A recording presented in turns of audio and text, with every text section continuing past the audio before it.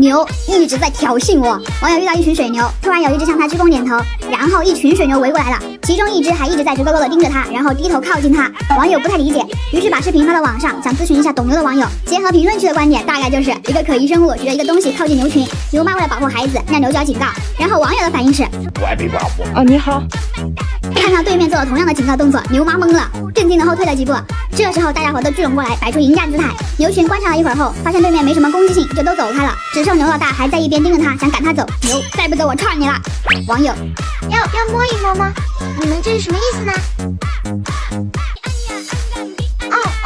摸一摸，摸一摸。好的，好牛，你好牛。于是没招到的牛老大只是礼貌的把网友轻轻顶走了。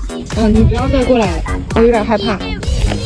牛不像是在挑衅，像是有点毛病。一个字，绝。